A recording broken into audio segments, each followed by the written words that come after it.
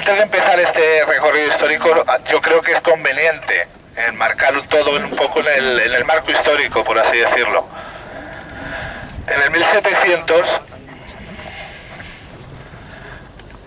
tras la muerte de Carlos II, entra una nueva dinastía en España, los Borbones. Felipe V empieza a reinar y con los Borbones vienen un montón de cambios en la monarquía hispánica, como son políticos, económicos y sociales. Hoy vamos a hablar de los económicos porque son los que nos interesan.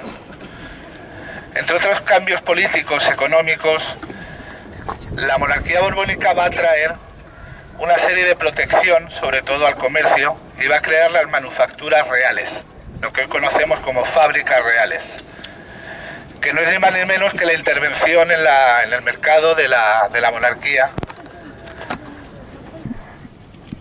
Evitar, sobre todo, que las manufacturas, que las materias primas salgan de España, evitar que tengamos que comprar del exterior, hacer que haya mayor empleo, o sea, es decir, al hacer fábricas, la gente va a empezar a trabajar, va a producir una serie de empleo y sobre todo animar a las entidades privadas a que sigan el ejemplo de la monarquía e instalen fábricas. Pues en este contexto histórico va a surgir nuestra Real Fábrica de Paños. Una vez terminada la Guerra de Sucesión, se van a empezar a poner en práctica esta serie de formas económicas, por así decirlo. Y lo primero que hace Felipe V es decir, vamos a crear una Real Fábrica de Paños. ¿Por qué? Porque vendíamos la materia prima muy barata y luego la importábamos muy cara. De esta forma lo creábamos nosotros y sobre todo iba a ser una cosa importante, que esos productos manufacturados iban a abastecer a la monarquía. Felipe V dice, hay que buscar un sitio privilegiado para hacer esto. Y tenían que concurrir una serie de condiciones. Primero, abundancia de agua. Segundo, mucha madera. Y tercero, y sobre todo, que fuera un espacio que tuviera mucha caza, porque a la monarquía le gustaba mucho la caza y le gustaba mucho la diversión. Entonces, ¿qué pasa? Llega Felipe V y manda al cardenal Lorenzana que redacte o mande unos cuestionarios por todo su territorio para buscar el lugar idóneo. En ese momento el cardenal Lorenzana manda todos esos cuestionarios y en el antiguo lugar de Torrejoncillo había un cura que se llamaba Mauricio de Puigmedón. Puigmedón, no le confundáis con el del catalán, Puigmedón, no, ahí quedamos. Él, el capellán mayor de Torrejoncillo, le envía y le dice, tenemos un sitio estupendo que es el Jarama, el agua se puede beber, qué envidia, es clara, hay madera y encima hay caza. Pero el señor Puigmedón no le dijo al cardenal que había épocas de sequía y había épocas de grandes crecidas, y que cuando crecía se llevaba todo lo que había, y cuando había sequía el agua se estancaba y no era tan bebible como él decía. Le manda las relaciones y se dan cuenta de otra cosa, que el lugar ya había sido utilizado muchísimo antes. Tenemos que recordar que los arzobispos de Toledo ya utilizaban el castillo de Aldovea como lugar de residencia. Felipe II había creado un palacio de recreo aquí al lado, en Rivas, y que el propio señor de Torrejón, el conde de Barajas, luego lo hablemos de él, se había construido una especie de palacio que luego será recordado como Casa Quemada y que os sonará, ¿no? ¿De qué os suena Casa Quemada? Hay una depuradora en San Fernando, ¿verdad?, que lleva ese nombre. Pues en toda esta especie de entramado va a surgir San Fernando. San Fernando que no se llamaba así en un origen. Había un pequeño enclave colocado por aquí que ya estaba habitado desde antiguamente. Tenemos que tener en cuenta que tenemos uno de los mayores yacimientos del Calcolítico, el Camino de Yeseras. Luego ya nos dicen que habita.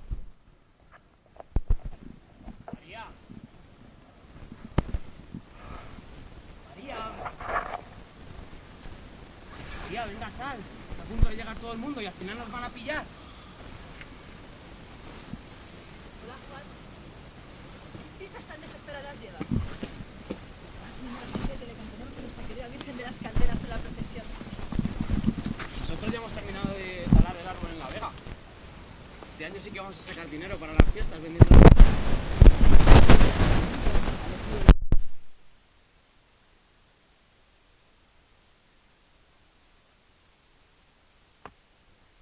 Llegará este día de que llegara este día. Llevo años esperando verla pasear por nuestras calles. Tengo que irnos. Debo seguir ensayando. Eso, cantadla bonito. Para cuando vayamos a pedirle que nos guarden la mili, esté dichosa y nos guíe siempre con su luz.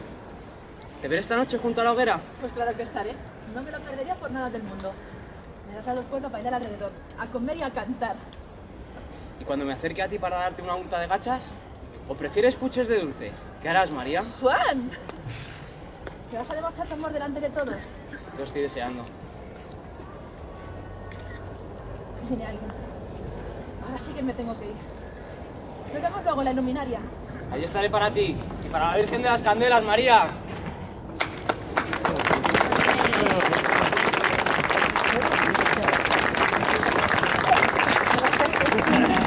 Ahora hay un problema.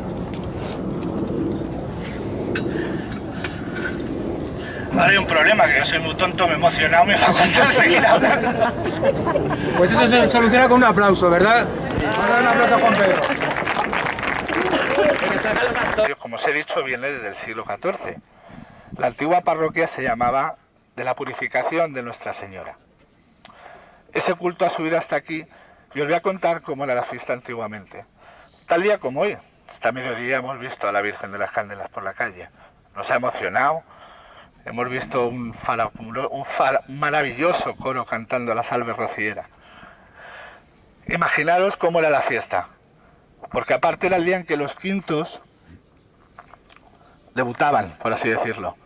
Los quintos eran los encargados de bajar a la vega y cortar árboles, y con el desbroce los subían y les hacían unas hogueras. En esa hoguera también aprovechaban los vecinos y echaban los muebles viejos, etc. Todo esto se iba haciendo poco a poco. ¿Con qué fin? Se talaban esos árboles y con el árbol entero lo que hacía el ayuntamiento era venderlo y poder sacar dinero para pagar la fiesta. La noche antes había un gesto muy bonito y es que se encendía esa hoguera.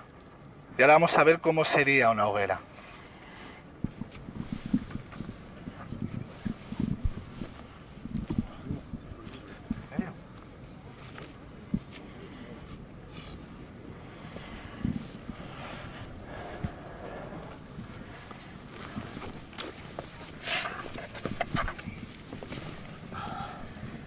Llegado un momento de la noche antes, el pueblo se reuniría y a una hora determinada, previamente habiendo cantado la salve a la Virgen, se reunían y hacían una hoguera.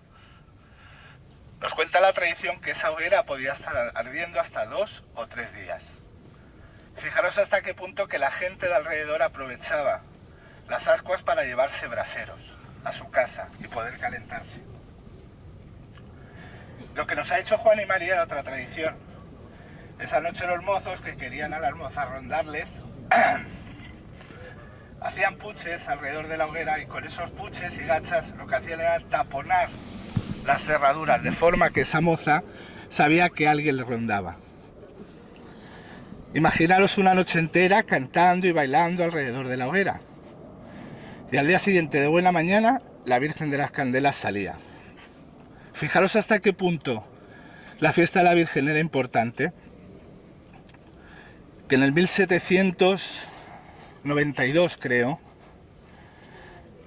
se aprovecha que el día 2 de febrero para traer agua a San Fernando, entonces no había agua. Y justamente en que la Virgen sale de ahí empieza a salir agua de la fuente que estaba en mitad de la plaza. Pero tenemos todavía más datos. En el 1800, primeros del 1800, San Fernando se gastaba 400 reales en celebrar la fiesta de la Virgen de las Candelas y solamente 30 en celebrar la fiesta de San Fernando. Fijaros hasta qué punto Era importante esa fiesta. Al día siguiente saldría la Virgen y la veríamos por todo el pueblo al son de dulzaina y tambor.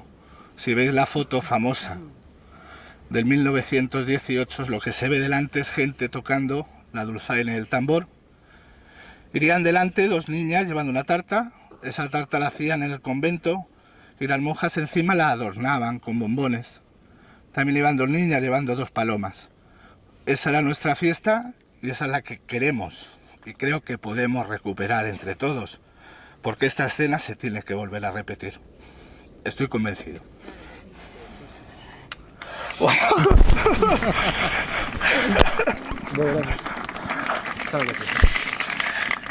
Pero esta plaza sería testigo de muchas cosas. Sería interesante que todos pudierais ir al archivo de Palacio y ver la justicia en San Fernando.